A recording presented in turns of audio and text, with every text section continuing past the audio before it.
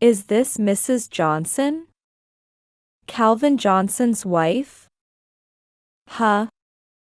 Being called a Mrs. While I was thinking about my late husband, the police officer suddenly said this. Your husband has been rushed to the hospital after a traffic accident. What in the world is this person talking about?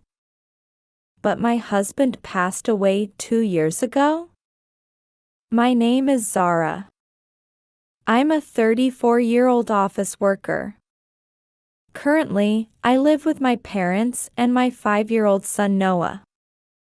My husband Calvin passed away 2 years ago, and I've been raising my son as a single mother with my parents' support. I used to be a full-time housewife, but I'm truly grateful that I can now work as an office employee. When my husband was still alive, he worked diligently as a company employee.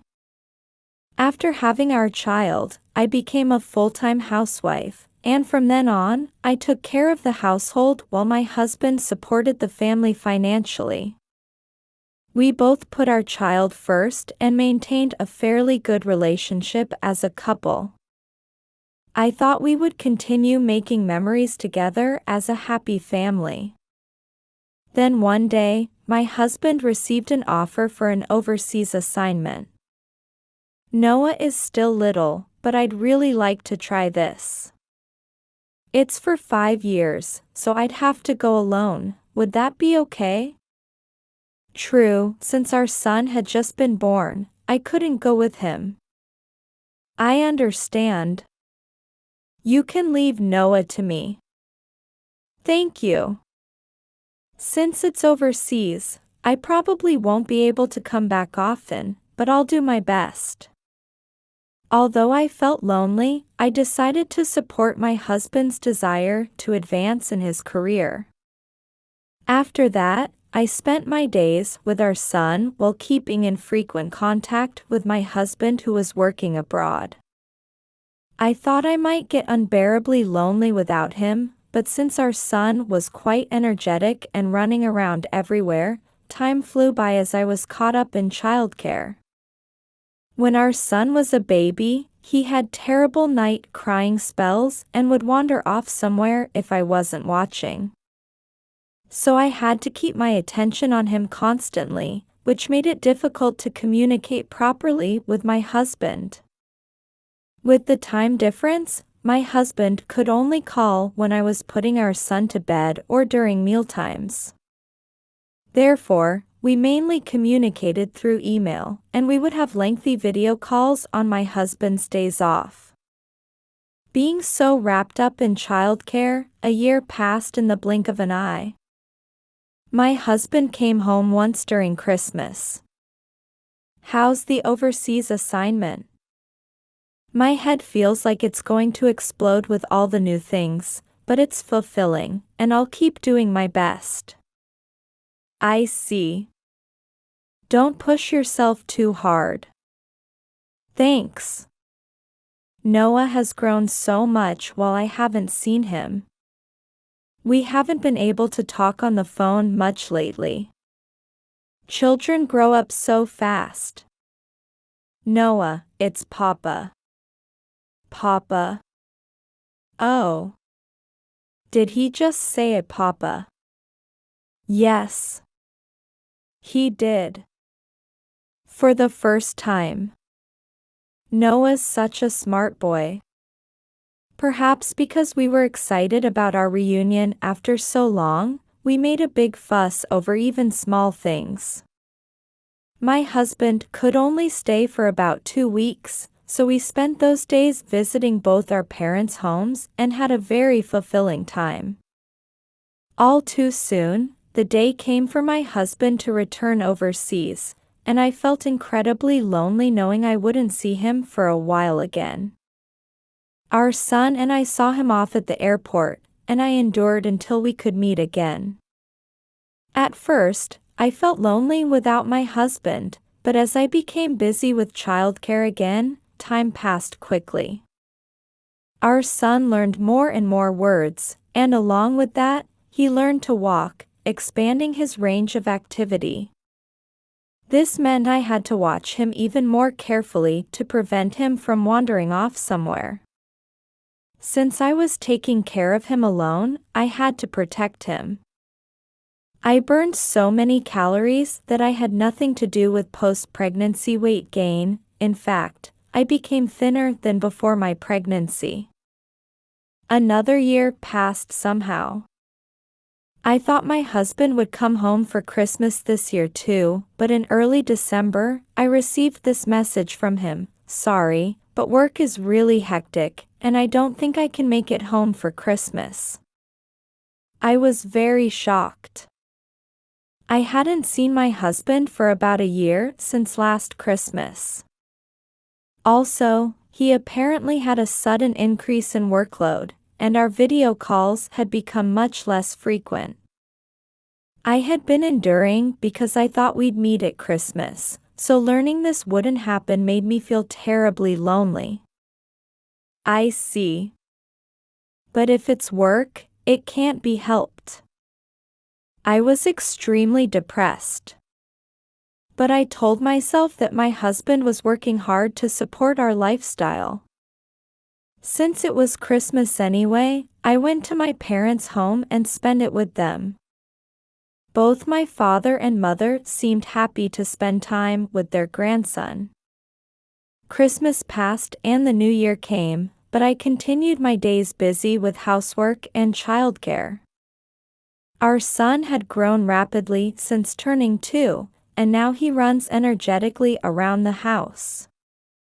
I enjoyed our time together, smiling at his growth, taking daily walks with him, and going shopping together.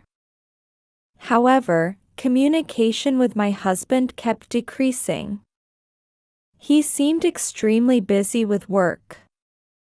At first, I would send emails, but when replies stopped coming, I thought he must be busy and stopped sending them so frequently to avoid being a burden. Time passed quickly again this year, and Christmas approached.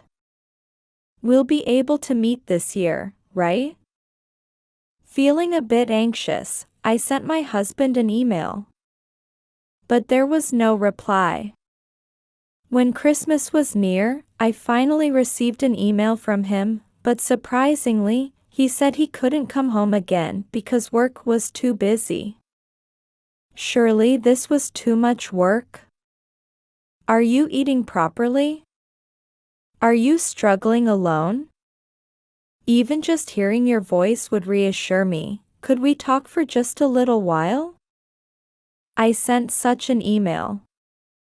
But after that, I never received any more emails from my husband. With no choice, I spent another Christmas without him. I visited my parents' home and my in-laws' home this year. Even without my husband, his parents would want to see their grandson. While his parents enjoyed spending time with their grandson, they were worried about their son not returning home. We've been trying to contact him too, but we only get brief replies like "okay" or "understood," so we're worried. It seemed his parents weren't able to communicate much with him either, and they were anxious too. Then, in the midst of all this, an unbelievable event occurred.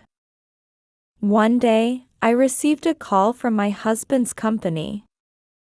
Please stay calm as you listen to this. We just received word from an employee at our overseas branch that your husband has passed away. What? For a moment, I couldn't understand what they were saying. What do you mean? When I asked for details, they told me that my husband had gone snorkeling with a colleague for a change of pace, but he had been so absorbed that he didn't notice a shark approaching and was eaten. His colleague had returned to the beach for a break, but my husband had said he would stay in the water to swim a bit more. The colleague saw a rescue boat moving and wondered what was happening, but when the boat headed in my husband's direction, they asked the lifeguard and learned that they had found evidence of someone being attacked by a shark. My mind went blank. My husband died? No, surely this must be a case of mistaken identity. I wanted to think that, but if his colleague who went to the beach with him said so, it must be true. I immediately reported this to my in-laws. They both turned pale and collapsed to their knees. The next day, my husband's company's supervisor came to apologize to us. However, since it was an accident during private time, the company bore no responsibility. We couldn't bring ourselves to blame the supervisor who came to apologize. After that, we held my husband's funeral. Since there was no body, we each brought meaningful items to place in the coffin. Our son had just turned 3 and didn't understand the concept of death. He started crying because he was stressed about having to stay quiet, so my mother-in-law's sister thoughtfully took him outside. For me and my in-laws, beyond the sadness of losing my husband, we were especially heartbroken that we didn't even have his body. From now on, I would have to raise our son without his father. However, because his body wasn't found, he was officially considered missing, and I couldn't receive survivor's pension. I had to hurriedly look for work. Worried about me, my parents suggested I move back home. Although it pained me to give up the apartment where I had lived with my husband, it was necessary to ensure a good educational environment for our son. I had my in-laws take my husband's belongings, and I returned to my parents' home with our son. I immediately started job hunting and applied to various positions. Perhaps because they valued my previous work experience, a small company near my parents' home hired me. Initially, it was as a contract employee, with the possibility of becoming a full-time employee depending on my performance. I was grateful just to have found work and worked very hard. Sometimes I would suddenly be overcome with grief over losing my husband and cry for no apparent reason, but I kept pushing myself forward, telling myself I had to support my son. With my parents' help, I worked hard as a single mother. Days passed, and 2 years went by since my husband's death. Work was going well, and I became a full-time employee a few months ago. The salary is better than before, and the benefits are good, which I'm truly grateful for. Somehow, I managed to achieve a stable life. Then one day, I received a call from the police. "Hello, this is the police department." The police. "Is this Mrs. Johnson? Calvin Johnson's wife?" Huh?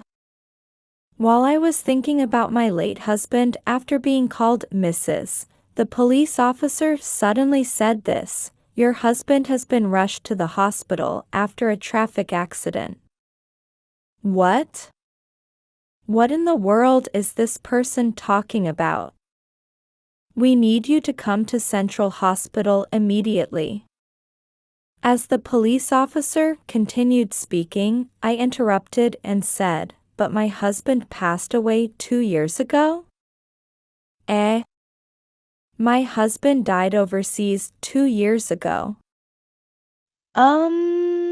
Dot. The police officer seemed confused. But I was also troubled by such a phone call. However, when we checked the personal belongings of the person we transported, there was an emergency contact number written on their driver's license. What? Not understanding what was going on, I decided to go to the hospital anyway. The name the police officer mentioned was definitely my husband's, which meant the person who was transported had my husband's driver's license.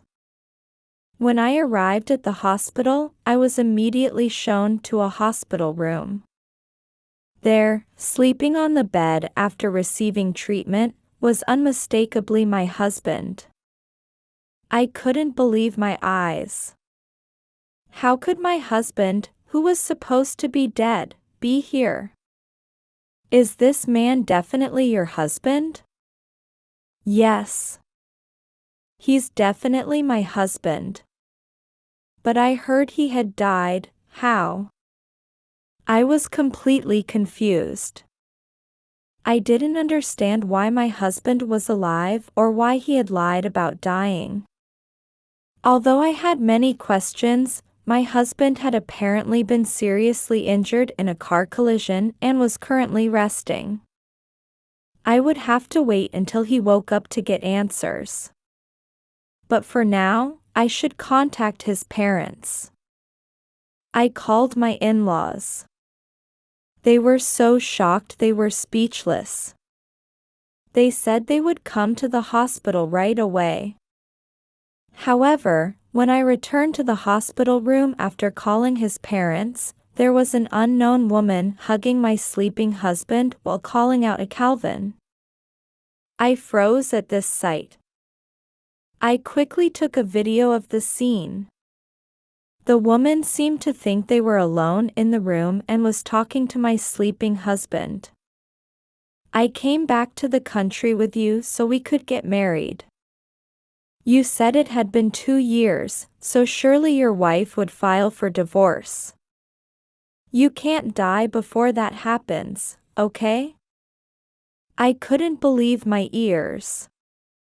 And then I understood everything. My husband had faked his death to be with this woman. He must have quit his job and run away with this woman, deceiving even his parents. I was filled with uncontrollable anger.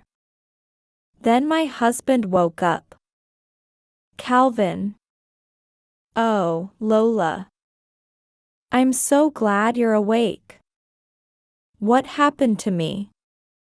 You were seriously injured in a car accident. I remember now. An oncoming car suddenly crashed into me, and then. I'm so glad you're safe. When I checked your phone's GPS location and saw you were at the hospital, I rushed here. I see, sorry for worrying you. My husband and the woman called Lola were having such a conversation. When Lola said she would quickly call a doctor, I hid myself. After watching the doctor check my husband's condition and leave the room, I entered. Calvin, it's been a while. As I said this while entering, my husband looked at me with shock. The woman asked him, "Who is she?" I turned to the woman and said, "Hello, nice to meet you. I'm Calvin's wife." What? The woman called Lola turned pale. Zara. It's been a while. Yes, it has. I didn't know you were a magician. After all, you came back to life after being eaten by a shark? That. My husband seemed to remember how he had made his colleague lie 2 years ago. Would you care to explain what's going on? What were you doing 2 years ago when you made your colleague lie and deceived everyone, the company, me, and your parents? Well, looking at this woman, it's easy to guess. When I said this, my husband desperately tried to cover it up. Wait. You're misunderstanding something. She's just a good friend. We met when I was busy with overseas work, and she would give me advice about work. Oh, really?